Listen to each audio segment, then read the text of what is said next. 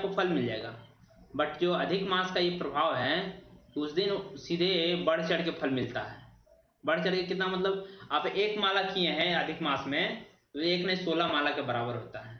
जैसे साल भर आप भजन करते हैं ना, साल में 12 महीना होता है ना, 12 महीना में अगर भजन करते हैं तो उससे साल में सबसे ऑस्पिशियस महीना कौन माना जाता है, सबसे महत्वपूर्ण महीना कौन माना जाता है? सबसे महत्वपूर्ण महीना कार्तिक मास का माना जाता है। यदि आप कार्तिक मास मान लीजिए 11 महीना में उतना भजन भक्ति नहीं किए, लेकिन आप एक महीना में पूर्णता से लगन से आप एक महीना का भक्ति कर लेते हैं ना, तो सारा फल मिल जाता है। ऐसे जब इसलिए एक महीना खास करके इसलिए बनाया गया है ना, जो एक्स्ट्रा बोनस मार्क्स महीना इसको कह सकते हैं। जैसे देखते हैं कभी कोई ऐसा खास कर ग्राहक लोग ऐसा होते हैं ना, जो क्या कह सकते हैं, जो दुकान बढ़िया बढ़िया जब काम करते हैं, वो क्या करते हैं, कोई महीना में ज्यादा फायदा उठाते हैं, कोई महीना में कम उनका चलता है दुकान। तो वैसे एक महीना यही है कि साल भर में हो सकता है भक्ति मेरा ये नहीं छोड़ना नहीं चाहिए, भक्ति मेरा आगे पीछे ऊंच नीच चलते रहे, लेकिन वो महीना फिर ऐसा एक महीना फिर मिलता है ना जिसमें आप सारा कुछ डायरेक्ट जो मतलब एक साथ मिलाप बराबर कर सकते हैं। जैसे हो सकता है, जैसे देखते हैं ना कभी रोज हम माला कर रहे हैं, किसी का 2 माला कर लेते हैं, किसी दिन एक माला छूट भी जाता है, किसी को 4 माला कर लेते हैं। लेकिन सेम कंडीशन अगर अधिक या फिर कार्तिक मास में जब आ जाते हैं तो सारा बराबर हो जाता है, क्योंकि उसमें फल ही इतना डिपेंड होता है। अभी जैसे एक माला करिएगा तो 1 माला का फल मिलेगा, बट कार्तिक महीना में अगर 1 माला करिएगा तो आपको 10 माला का फल मिल जाएगा। अब देखिए बताइए, बढ़ गया ना, जैसे लगे बढ़ जाता है।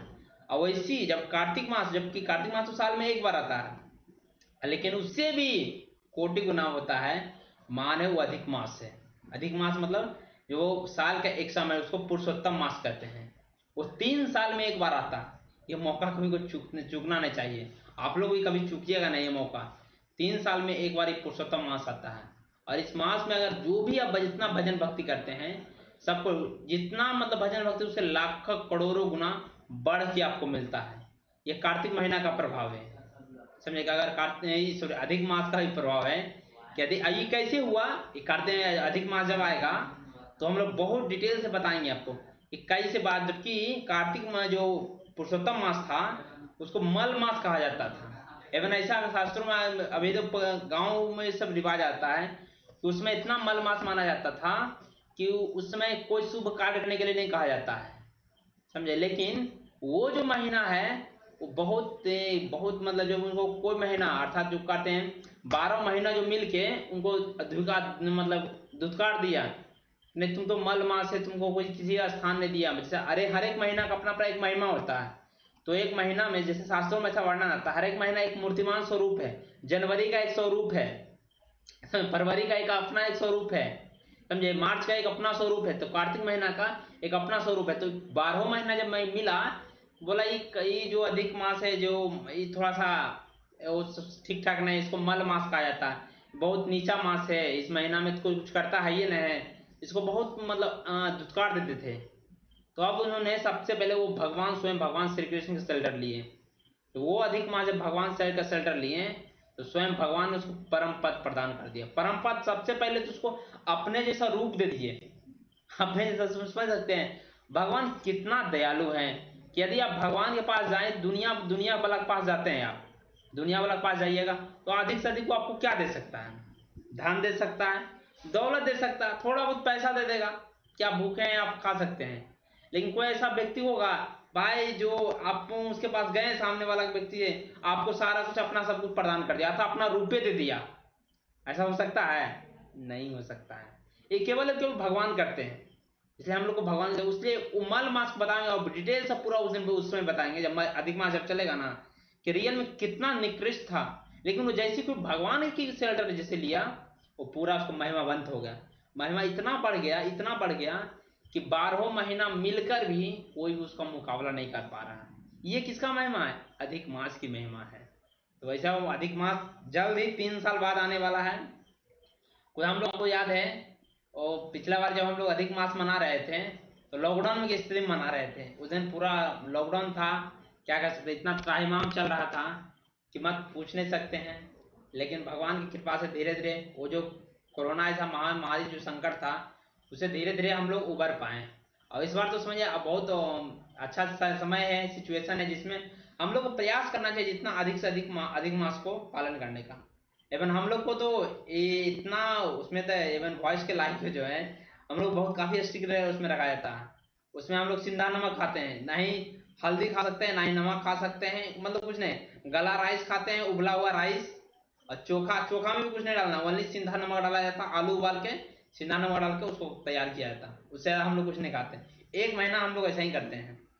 जस्ट लाइक सेम ऐसे तो वो इस बार तो उसमें 2 महीना हो जाएगा। ऐसे हर एक कार्तिक महीना में हम लोग को इसको हम लोग हविष्यम कहते हैं। इसमें ज्यादा कुछ खाना नहीं, एकदम बहुत सिंपल खाना खाना रहता है। इवन चावल भी नहीं खाना था, वही गला हुआ उबला हुआ राइस का माड़ माड़ भात की तरह समझते हैं ना, उस तरह खाना रहता है। और थोड़ा चावल जैसे चोखा चोखा जैसा रहता है, उस तरह के खाना पड़ता है। बट वो लोग से हम लोग मतलब क्या कह सकते हैं, शुरू में तो बहुत ज्यादा कठिन लगता है, लेकिन धीरे धीरे हैबिचुएटेड हो जाते हैं। अब इस बार तो समझिए कि अधिक मास भी आ रहा है, तो अधिक मास भी हम लोग वही फॉलो करेंगे। एक भले बहुत बड़ा सौभाग्य की बात है, इस बार हम लोग को ब्रज वृंदावन जो धाम कैंप हो रहा है, तो ऐसे तो वो महीना ही अपने आप में पावरफुल है। सबसे पहले बोलते हैं महीना, महीना कौन पावरफुल है?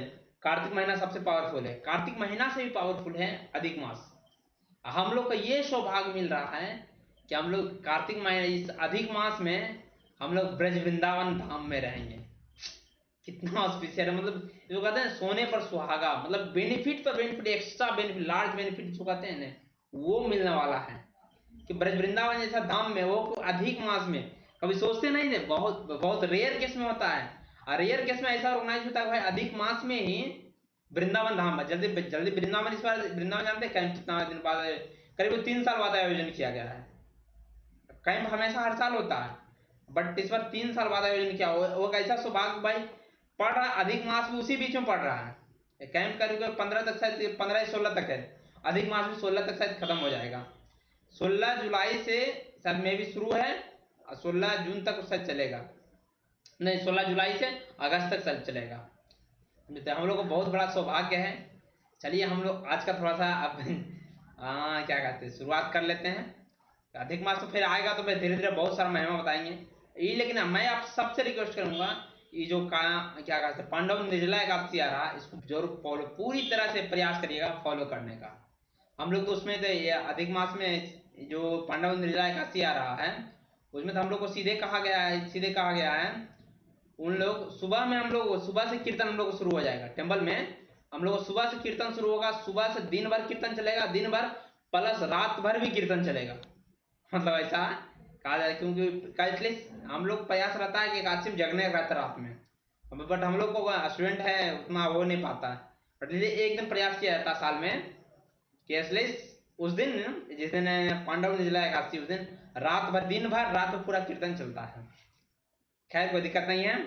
और एक और बहुत अच्छा मौका भी आ रहा है, क्या, रथ यात्रा हमारे बीच आ रहा है। बहुत अमेजिंग चीज आ रहा है, जहाँ जगन्नाथ जी को मर्सी खुलेआम बरसता है। कोई अगर भगवान के साक्षात वो सेवा कर बोले ने, इस कलयुग का साक्षात भगवान जानते कौन है? साक्षात प्रैक्टिकल रूप से जगन्नाथ जी है। अन्य देवी देवता का पूजा करिएगा तो धूप अगरबत्ती जलाइएगा तब थोड़ा बहुत फल मिलेगा, या फिर कुछ फल मिलेगा। लेकिन जगन्नाथ जी का क्या मर्सी है, जगन्नाथ जी में खाली प्रसाद खाइए आपको मर्सी मिल जाएगा भगवान का। वो इतना दयालु है। सबसे दयालु जगन्नाथ जी का अवतार माना गया। और जगन्नाथ जी को सीधे कहते खाओ खाओ जितना खा सकते हो, अन्यथा बिना खाए उनको कृपा मिलेगा ही नहीं। वो भी जल्द ही रथ यात्रा आ रहा है, समझे। हम लोग का सौभाग्य मिलने वाला है कि रथ यात्रा में हम लोग को कुछ सेवा मिलता है। ठीक है, चलिए हम लोग आज देखते हैं, अब अपने विषय वस्तु पर थोड़ा बहुत आ जाते हैं। ठीक है, हम लोग कहाँ तक देख रहे थे, किन्हीं को कुछ याद है क्या क्या डिस्कस चल रहा था?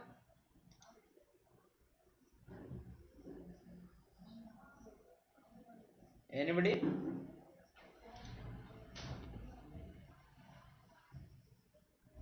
क्या चीज?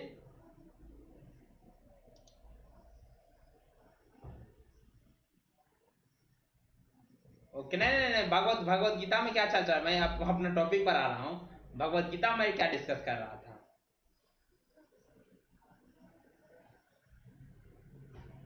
चलिए हम ही शुरू कर देते हैं, चलिए कोई दिक्कत नहीं है। अध्याय दूसरा चल रहा है। सट हम लोग देख रहे हैं अर्जुन 2 पॉइंट हम लोग 18 पर आने वाले हैं। उसमें अर्जुन भगवान को बताना, भगवान अर्जुन को बहुत सारा विधि बता रहे हैं। भाई तुम ये शोक मत करो, अब तुम युद्ध करना प्रारंभ करो। ये तुम पहला नंबर है, उसको क्या कहते हैं, शरीर से ऊपर उठाएं। कि सबसे बड़ी बात है, कोई व्यक्ति शरीर से ऊपर उठ ही नहीं पाता है, बहुत प्रयास करता है, समझे, लेकिन उस शरीर से ऊपर उठ नहीं पाता है। लेकिन भगवान इसको बहुत प्रयास किए, उसमें अंतिम में पूरा सीधे समझाए आत्मा का तत्व क्या है, आत्मा रियल में उनका उसका रहस्य क्या है। क्योंकि जब तक आत्मा का रहस्य बहुत दुर्लभ होता है, अब ये समझना बहुत क्या कहते हैं, सबके लिए बस की बात नहीं होती है। साक्षात समझिए भगवान की जिस पर मर्जी हो वही ये चीज समझ सकता है, समझे। तो वहाँ भगवान बताते हैं, ये सीधे आगे फिर बताते हैं आत्मा के लिए। देखिए आत्मा के लिए किसी भी काल में ना तो मृत्यु, ना तो जन्म, और ना ही वह ना तो कभी जन्मता है, और ना ही कभी जन्म लेता है, और ना ही कभी जन्म लेगा। ठीक है, तीनों यहाँ बता रहे हैं। तो सीधे यहाँ बताते हैं कि आत्मा जो है, पहले वो उधर से बता रहे थे कि आत्मा का देखो तुम्हें शरीर नहीं, आत्मा हो, तुम्हारा शरीर तुम जो किसके लिए शोक कर रहे हो, वो सब करने से कुछ नहीं मिलने वाला है, तुम अचिंत हो। ये सब बताते हुए फिर आत्मा का रहस्य समझा रहे हैं कि आत्मा क्या है। वो किसी भी काल में, चाहे वो सतयुग हो, द्वापर हो, त्रेता हो, या फिर भूत काल हो, वर्तमान काल, जो काल भी मानिए, भगवान यहाँ बता रहे हैं आत्मा जो किसी भी काल में ना तो वो कभी जन्मता है और ना कभी मरता है। कभी कभी हम क्वेश्चन पूछते हैं भाई, भाई आत्मा का प्रारंभ कहाँ से हुआ, आत्मा का जन्म कैसे हुआ है, आत्मा का मृत्यु कैसे हुआ, कहते हैं ना। बट यहाँ भगवान प्रूफ क्या कर रहे हैं कि जिसका जन्म ही नहीं, जिसका मृत्यु ही नहीं होता है, उसका जन्म क्या होता है। अब मेरे टाइम ये सब भी हम क्वेश्चन करते हैं कभी कभी, बहुत सारे लोग क्या कहते हैं, मूर्ख लोग के दिमाग में आ जाता है कि भाई मेरा स्रोत है मेरे माता पिता, उनका स्रोत है उनका पिता माता पिता, उनका स्रोत है, जैसे बढ़ते बढ़ते ओरिजिन भगवान पर आता है। तो भगवान सबसे बढ़ते बढ़ते बढ़ते बढ़ते भगवान के ऊपर भी तो कोई होगा। कई बार मूर्ख लोग इतना तक आ जाते हैं, तब वहां उनको समझाया जाता है कि भगवान का ओरिजिन कैसे है, उनका ना ही अंत ही नहीं है, तो आदि कहां से आ जाएगा। जिसका अंत, देखिए नॉर्मल दृष्टि देखते हैं क्या, जिस वस्तु का अंत होता है उसका प्रारंभ होता है, ठीक है, जिस वस्तु का अंत होता है उसका प्रारंभ होता। अब बताइए जिसका अंत ही नहीं है उसका प्रारंभ कहां से होगा, उसका शुरुआत होगा कहां से। ये हम लोग को समझना बहुत जरूरी होता है। सेम चीज यहां बता रहे हैं। अब यहाँ आत्मा क्या राशि बताया जा रहा है कि आत्मा ना तो कभी जन्म लेता है, ना ही कभी मृत्यु लेता है, ना ही कभी उसकी मृत्यु होती है। अब बताइए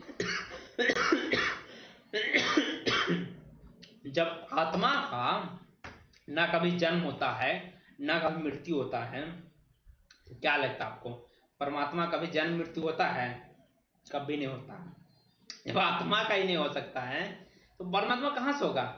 ये सब मूर्ख लोग की बात है। वो लोग भले अपने जैसे सब कुछ समझते हैं, जैसे हम जैसे जन्म लेते हैं, हम मरते हैं, तो अपने आप जैसे देखने लग जाते हैं। ये कोई जो चोर व्यक्ति है, जिस जो चोर है, उसको क्या क्या दिखेगा, सामने वाला भी सज्जन व्यक्ति भी उसको चोरी दिखेगा, समझे। क्योंकि एक सिद्धांत आप ऑलवेज टाइम याद रखिएगा कि आपको देखकर आपके मन में जो किसी दूसरे के प्रति भाव आ रहा, विचार आ रहा, इसका मतलब कहीं ना कहीं समझ लिए, अपने अंदर पहले झांक के देख लीजिए, कहीं ना कहीं वो चीज आपके अंदर है।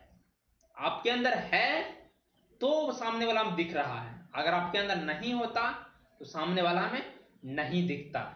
ये परफेक्ट है, इसमें आप कोई दो राय नहीं है। अगर तो आप अपने अंदर झांक कभी देखिएगा कि अगर कोई, जब आपको कोई जगह व्यक्ति बेईमान अगर दिख रहा है, कोई लग रहा है ये व्यक्ति गलत है, व्यक्ति बुरा है, तो इसमें सबसे पहले अपने आप को दोष दीजिएगा, कहिए उससे पहले मैं हूं, मेरे अंदर थोड़ा बहुत बुराई है, इसका मतलब तभी हमको दिखा, नहीं रहता नहीं दिखता। जैसे बालक क्या होता, छोटा बालक क्या होता, उसका परम शुद्ध होता, उसको चोर डाकू सब एक ही जैसा दिखता है, उसको कुछ पता नहीं चलता क्योंकि वो परम शुद्ध होता है। जब आप शुद्ध चेतना आपको ऊपर उठ जाएगा तो क्या थी कोई सबसे बहुत ऊपर आप उठ जाइएगा, सब आपको इक्वल दिखेगा। मतलब चोर में भी भगवान देख सकते हैं, ऐसे ऐसे महापुरुष हमारे हुए हैं, तो चोर भी उनको मतलब साधु दिखते हैं, समझे। तो यहाँ इसलिए समझाना वहां चाह रहे हैं कि देखो आत्मा का नहीं किसी भी काल में उसका कभी जन्म नहीं होता है, और ना ही मृत्यु उसका नहीं होता है, तो जन्म कहां से होता है।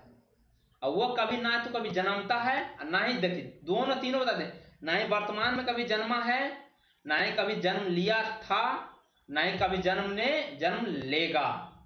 तीनों में से किसी भी काल में, भूत वर्तमान भविष्य तीनों काल में उसके सीधे चिन्मय रहता है। क्यों? और वह अजन्मा एवं नित्य शाश्वत पुरातन है। और क्या पहला नंबर, वह अजन्मा है, उसका कभी जन्म नहीं होता है। जैसे हम लोग कभी सोचते हैं, कई कई भगवान को भी कहते हैं हम लोग जन्माष्टमी मनाते हैं, मनाते हैं ना, रामनवमी मनाते हैं। क्यों मनाते हैं भाई? तो उस दिन भगवान राम का जन्म हुआ था, भगवान श्री कृष्ण का जन्म हुआ था। अब तनिक देखिए हम लोग कितना बड़ी मूर्ख मूर्ख वाली बात करते हैं। क्या भगवान जन्म कौन लेता है? जो मरता वही जन्म लेता है ना। देखिए ये तो थोड़ा थोड़ा पॉइंट है, लेकिन गौर कभी हम लोग किए तो करते नहीं है। मरता व्यक्ति जब मरता है वही जन्म लेता है ना, आए जो मरेगा ही नहीं तो जन्म कहां से लेगा? सेम कंडीशन यहां बात है। तो भगवान कभी मरते तो है नहीं। क्या लगता है अभी भी आप लोगों को डाउट है कि भगवान मरते हैं? डाउट है हमको? नहीं नहीं, मेरे को लग रहा है आप लोगों का डाउट नहीं होगा। भगवान कभी मरते नहीं है। तो जब भगवान मरते नहीं तो भगवान का जन्म कैसे होता है? डाउट होना चाहिए, क्वेश्चन उठना चाहिए ना। भगवान मरेंगे तब तो जन्म लेगा ना, भगवान मरते ही नहीं जन्म कैसे? तब फिर हम जन्मदिन कैसे मनाते हैं भाई? हम लोग देखते भी हैं भगवान जन्माष्टमी के दिन भगवान श्री कृष्ण का जन्म हुआ था, रामनवमी भगवान राम का जन्म हुआ था। लेकिन जब उस दिन तो जान रहे भगवान का मृत्यु होता नहीं है, जब जब मरेगा ना व्यक्ति तो जन्म कैसे होगा? तो फिर भी हम जन्माष्टमी का जन्मदिन क्यों मना रहे हैं, कैसे मना रहे हैं? और थोड़ा पल्ले पड़ रहा है, थोड़ा ध्यान से सोचिएगा, हम क्यों मना रहे हैं? थिंकिंग का दिमाग में आता है आप लोग को? आना चाहिए। ये सब दिमाग में यही सब क्वेश्चन उठना चाहिए। अगर नहीं उठ रहा तब कितना हमारा सोच अभी नीचे है। तो ये क्या है, वो शाश्वत है। शाश्वत मतलब कहने का तात्पर्य है जब हम थे, जब हम नहीं थे तब भी वो थे, हम हैं तब भी वो हैं, हम नहीं रहेंगे तब भी वो रहेंगे। ये आत्मा का स्वरूप है। अर्थात ये बॉडी नहीं था तब भी वो आत्मा था, ये बॉडी है तब भी वो आत्मा है, ये बॉडी एक दिन नहीं रहेगा तब भी वो आत्मा रहेगा। उसी को क्या कहते हैं? शाश्वत है। ये पुरातन है। पुरातन कहने मतलब बहुत चिरकाल से चला आ रहा है। जिसको गणना करना हमारे वश की बात नहीं है। इसे कहते हैं शरीर के मरे मरे जाने पर भी वह कभी मरता नहीं है। कौन? आत्मा। ये ऐसा स्वयं भगवान श्री कृष्ण अर्जुन को ज्ञान दे रहे हैं। क्यों ज्ञान दे रहे हैं? भाई तुम जिसके लिए शोक कर रहे हो ऑलरेडी बताते हैं भाई वो आदमी नहीं है, वो वास्तव में उसका शरीर है। पहले सब समझो, वो व्यक्ति मरेगा नहीं, वो ऑलरेडी क्या कर सकते हैं, उसका आत्मा है, आत्मा कभी मरता नहीं, इसे आत्मा को ज्ञान देना पड़ रहा है। चलिए अब दूसरा पॉइंट उस पर आ जाते हैं, थोड़ा सा आप लोग क्लियर कर देते हैं। कौन सा? हाँ, जन्मदिन हम क्यों मनाते हैं। तो बेसिकली सबसे बड़ी बात यह मानिए कि जिसका जन्म होता नहीं है, सॉरी जो मरता नहीं उसका जन्म, जो मरेगा व्यक्ति उसी का जन्म होगा, जो नहीं मरता उसका जन्म होता नहीं। तो भगवान का कभी जन्म होता नहीं है। ठीक है, ये अगर किसी को बंदिश बाती क्या कहते हैं, मन में डाउट है तो निकाल दीजिए। भगवान का कभी जन्म होता नहीं। हाँ, भगवान का प्राकट्य होता है। क्या होता है? भगवान का प्राकट्य होता है। जैसे सूर्य रात में डूबता है, कल सुबह फिर उगता है, तो ऐसा कहते हैं ओ ताली बजाओ सूर्य का जन्मदिन हो गया, सूर्य का जन्मदिन हो गया। नहीं, ऐसा कभी नहीं करते हैं।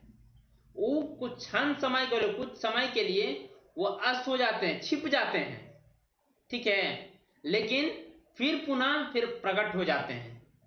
इसलिए क्या कह सकते हैं, भगवान का भी यही प्रोसेस है। जब पूरा धर्म की स्थापना कर देते हैं तो भगवान मतलब अपने धराधाम को चले जाते हैं, मतलब इस जगत से लुप्त हो जाते हैं। अदृश्य रूप में तो परमात्मा रूप में सबके अंदर रहते हैं, लेकिन प्रत्यक्ष रूप से इस मतलब इस धराधाम से चले जाते हैं। लेकिन जैसी फिर आवश्यकता पड़ता है धर्म की स्थापना करने के लिए तो पुनः फिर प्रकट हो जाते हैं। ये किनकी? ये भगवान की लीला है, समझे? इसको ऑलवेज टाइम याद रखिए। इसलिए भगवान का जन्म होता नहीं है, भगवान प्राकट्य होते हैं। चलिए आगे हम लोग देखते हैं, प्रभुजा परपाजी इस पर तात्पर्य लेते हैं। तात्पर्य को हम एक पॉइंट को पहले समझने का प्रयास करेंगे। तो ये सब गूढ़ रहस्य समझना बहुत बहुत मुश्किल है, समझे? तो हम लोग प्रयास करते हैं थोड़ा बहुत समझने का। भगवान की थोड़ा बहुत मर्जी है तो हम लोग थोड़ा बहुत समझ पाएंगे। कहते हैं गुणात्मक दृष्टि से परमात्मा अनुअंश परम से अभिन्न है। मतलब का अनुअंश करने का मतलब कि गुणात्मक गुण के दृष्टि से जो भगवान का गुण, जो जैसे गुण के दृष्टि से हम भगवान से अभिन्न है, भगवान से भिन्न नहीं है। जैसे आपको बताए थे ना, एक साफ पूरा समुद्र है और उसे एक बूंद निकालिए जल, दोनों का फॉर्मूला टेस्ट करिएगा, दोनों का फॉर्मूला H2O आएगा। तो गुण कर्म सेम है, लेकिन उसका मात्रा अधिक है। क्या कह सकते हैं, उसका जो कहते हैं क्वांटिटी बहुत ज्यादा है, क्वांटिटी बहुत कम है। अगर उसे यही कहते हैं, उससे डिफरेंस ज्यादा यह है, जीव और भगवान में यह डिफरेंस है। एक बिंदु और एक सागर के जल में क्या डिफरेंस है, दोनों का फॉर्मूला सेम है, बट देखिए क्वालिटी सेम है। हमारे जो गुण कर्म है तो भगवान के जैसा होना चाहिए, तो इस कंपेरिजन व्यक्ति मार खा जाता है। लेकिन व्यक्ति समझता नहीं है कि यार देखो, हम भले गुण के अनुसार हम भगवान में सेम है, बट लेकिन भगवान का जो विभु है पूरा अचिंत्य है। मैं पिछले दिन कुछ दिन पहले बताया, शायद आप लोग को याद होगा, क्या बताए थे कि भगवान जीव और आत्मा में, परमात्मा और जीव में क्या अंतर है। हम मेरे चेतना के बारे में जब डिस्कस हम लोग कर रहे थे, चेतना के बारे में क्या बताए थे आप लोग को कि हमारा चेतना है सिर्फ अपने बॉडी तक लिमिट है, लेकिन भगवान का चेतना ऐसा नहीं है। भगवान का चेतना पूरा फैला हुआ है, मतलब जगत के चराचर जीव तर से में क्या चल रहा है भगवान सबको जान रहे हैं। तो इसलिए यहाँ बेसिकली सब कुछ इसे यहाँ कंक्लूजन किया गया कि हम लोग का जो है एक बिंदु में, एक मतलब गिलास में जहर डालिएगा, गिलास पूरा जहरीला हो, कोई पिया मर जाएगा। लेकिन वही बूंद अगर वही जहर का बूंद अगर सागर में डाला जाए, सागर को कोई फर्क नहीं पड़ता है। समझे? इसे क्यों? भगवान अगाध है, अथाह है, भगवान का कोई अंत नहीं है। इसलिए हम लोग जब भगवान की जब भक्ति करने लगते हैं, हमको आनंद सुख मिलता है। आप बोले ना, जब खाली निष्ठा से सब कुछ करने का प्रयास करिए ना, आपको देखिए अब रियलाइज तुरंत हो जाएगा, आपको कुछ करने की जरूरत ही नहीं पड़ेगा, भगवान सब कुछ रियलाइज कर देंगे। आगे देखिए कहते हैं, और आगे फिर बताते हैं, वो शरीर की तरफ विकारी, शरीर तक विकारी कहने का क्या समझे, विकारी नहीं है। विकारी मतलब इस शरीर में अनेक रोग होता है, अनेक कष्ट का भी क्या हो जाएगा पता ही नहीं चलेगा। अब पता चल रहा है, अब जा रहे हैं बस से, रास्ता में जा रहे हैं, एक्सीडेंट हो गया, यार कष्ट हो गया। मंगनी जा रहे हैं, माथा दर्द करना है, माथा फ्रस्ट्रेशन होने लगा, ये हो रहा है, पूरा हो रहा है, शरीर को देखिए कितना कष्ट होने लगा। तो 30-40 पार होते हुए शरीर बैक पेन शुरू हो जाता है, पैर में दर्द हो जाता है, डायबिटीज होता है, एक तरफ एक से एक बीमारी हो जाता है। जैसे तो आप बता रहे हैं, आत्मा का ऐसा नहीं होता है, नहीं कभी आत्मा बूढ़ा होता है, ना ही कभी वो बच्चा होता है, उसका कुछ अथी नहीं है, नहीं उसको कभी बुखार लगता, नहीं तबीयत खराब होता, कुछ नहीं होता उसको। ये वो शरीर की भांति विकारी नहीं है। देखिए कभी आगे फिर बताते हैं, कभी कभी आत्मा अस्थाई या कहते हैं कूटस्थ कहा जाता है। शरीर के 6 प्रकार के रूपांतरण होते हैं। वह माता के गर्भ में जन्म लेता है, कुछ काल तक रहता है, बढ़ता है, कुछ परिणाम उत्पन्न करता है, धीरे धीरे क्षीण होता है और अंत में समाप्त हो जाता है। अब देखिए शरीर के यहाँ रूपांतरण बता रहे हैं। शरीर के वास्तव में यहाँ एक पॉइंट हम ऐड करना चाहते हैं। जैसे एवरीबॉडी सब कहते हैं ना कि हम जी रहे हैं, जीवन को क्या कर रहे हैं, हम जी रहे हैं, लेकिन तने आप लोग गौर से सोचिएगा, क्या वास्तव में हम जी रहे हैं? आप लोग जी रहे हैं? लगता है सर में भी आप लोग को लग रहा होगा हम जी रहे हैं, बट मेरे अनुसार लग रहा है नहीं, हम लोग जी नहीं रहे हैं। हम लोग रात दिन क्या कर रहे हैं, मर रहे हैं। अब बोले भाई हम तो रात दिन इतना अच्छा सा भौतिक खाना खा रहे हैं, प्रसाद पा रहे हैं, भक्ति कर रहे हैं, इसका मतलब जी तो रहे हैं लाइफ को, लेकिन नहीं, हम लोग रियल में मर रहे हैं। बोले कैसे मर रहे हैं? क्योंकि दिन प्रतिदिन हम लोग मौत के करीब पहुंच रहे हैं। जैसे कोई बच्चा जब जन्म लेता है, तो जब बच्चा जन्म तो वो युवा की ओर दौड़ता है, उसका दौड़ लगा हुआ रहता है। बच्चा जैसे हुआ वो युवा की ओर दौड़ता है, युवा जो जैसे हुआ वो वृद्धा की ओर दौड़ता है, वृद्धावस्था की ओर। जो वृद्धावस्था हुआ जिनका, वो सीधे कहाँ दौड़ते हैं, मृत्यु की ओर दौड़ते हैं। ये दौड़ क्या हो, परस्पर लगा हुआ रहता है, समझे? ये दौड़ मतलब कभी इसको हटा नहीं सकते हैं। इसलिए वास्तव में हम लोग जी नहीं रहे, वास्तव में मृत्यु के कगार पर जा रहे हैं। इसलिए बॉडी का 6 रूपांतरण होते हैं। पहले माँ के गर्भ में आता, कुछ काल तक रहता है, फिर कुछ परिणाम से भौतिक जगत में फिर आता है, सुख भोगता है, कष्ट भोगता है, दोस्ती दुश्मनी का खेल खेलता है, फिर धीरे धीरे वो शरीर क्षीण होता है, अंत में वो समाप्त होकर क्या कह सकते हैं, वो चला जाता है। ये बॉडी का नीड है। फिर आत्मा क्या करता, आत्मा लेकिन फिर भी खत्म होता नहीं है। आत्मा केवल ऐसा ही फिर बॉडी चेंज कर लेता हूँ। जैसा कपड़ा आपका पुराना हुआ ना, तब कपड़ा खोल के दूसरा कपड़ा पहन लेते हैं। तो आत्मा भी वही करता है, जब देख लिया भाई ये बॉडी पुराना हो गया है, इसमें कोई जान नहीं बचा, तो आत्मा सीधे चेंज कर देता है, सीधे बॉडी को ही चेंज कर, बॉडी को छोड़ के सीधा लिव कर जाता है। वही जब वही आत्मा जब लीव करता है तो हम व्यक्ति को कहते हैं मरना। व्यक्ति मरता कब है? जब वही परमात्मा रूप जब निकल जाता है क्या कहते हैं हम? व्यक्ति मरना कहते हैं। देखिए यहाँ पे एक पॉइंट आ जाता है, जानते क्या? बहुत लोग कहते हैं ना कि हम उस व्यक्ति से प्यार करते हैं, किसी व्यक्ति को पसंद करते हैं तो बोलते हैं उससे प्यार करते हैं। वास्तव में रियल में कहा जाए तो व्यक्ति ना चाहते हुए अनजान में भी वो रियल में प्यार किसी से व्यक्ति से नहीं करता है, वो भगवान से, भगवान मतलब उसके अंदर जो परमात्मा बैठा हुआ है उससे प्यार करता है। बोले भाई कैसे भाई? जैसे आप किसी को मान लीजिए कोई भी हो, जैसे माँ पुत्र से प्यार करती है या फिर क्या कहते हैं गुरु अपने शिष्य से प्रेम करते हैं, तो मतलब उस शरीर से नहीं उसके आत्मा से प्यार करते हैं। अब बोले कैसे भाई, इसको कैसे समझेंगे? आप बताइए वास्तव में अगर उसके शरीर से अगर प्रेम होता, क्योंकि शरीर से प्रेम होता नहीं, शरीर से वासना होता है, तो वास्तव में अगर उसके आत्मा कैसे प्रूफ होगा कि हम प्रेम करते हैं? जैसे व्यक्ति कोई मरता है तो उसका शरीर तो वहीं पड़ा रहता है ना, फिर भी अगर कहा जाए प्रेम करो प्रेम करो, क्या आप कर सकते हैं? नहीं कर सकते। आप क्या कहते हैं? वो चला गया, मतलब वो चले, फलना चले गए, फलना चले गए, फलना बॉडी तो यही है ना, तो नहीं फलना चले गए तो इसलिए हम प्यार नहीं करते हैं। फलना चले, कौन चले गए? वो उनके अंदर जो परमात्मा जो बैठे हुए थे, जो आत्मा का जो सहयोगी थे, परमात्मा जैसी बॉडी से लीव किए, प्यार बंद हो गया। इससे क्या पता चल रहा है? अल्टीमेट हमें डायरेक्ट या इनडायरेक्ट वे में हम लोग प्यार किससे कर रहे हैं? परमात्मा से कर रहे हैं। भाई इनडायरेक्ट वे में क्यों करें? हम डायरेक्ट भगवान से प्रार्थना, डायरेक्ट भगवान के रूप में प्रेम करें उसको, और ज्यादा फल मिलेगा ना। इसलिए कहते हैं कि आत्मा अजन्मा है, किंतु यह चूंकि भौतिक शरीर, आप तब बताइए कि आत्मा अजन्मा है फिर भी ये भौतिक शरीर धारण करता है और शरीर जन्म लेता है। आत्मा जन्मा है लेकिन ये शरीर जब जन्म लेता है वो जो है शरीर को धारण करता है, मतलब कि आत्मा का कपड़ा है वो, हमारा जो शरीर है आत्मा का कपड़ा है। हमारा शरीर का जो कपड़ा है तो हम काला उजला जो जो कपड़ा पहनते हैं वो समझिए, लेकिन आत्मा का जो कपड़ा है वो क्या है? शरीर है। और उसी से अटैच होने का कारण आत्मा को ही थोड़ा सा अर्थ मिलता, दंड मिलता है, उसको भी थोड़ा बहुत रियलाइज होना पड़ता है। कहते आगे कहते हैं आत्मा ना तो जन्म लेता है ना ही मृत्यु होता है उसका, ना ही मरता है वो। जिसका जन्म होता है उसकी मृत्यु होती है, जिसका जन्म नहीं होता है उसका कभी मृत्यु नहीं होता है। चलिए अब मरने दीजिए, ठीक है, कोई दिक्कत नहीं मरे हो गए, आगे हम कल देखेंगे। ठीक है, आज हम लोग यहीं एंड करते हैं। ठीक है, हरे कृष्णा, धन्यवाद। Any question?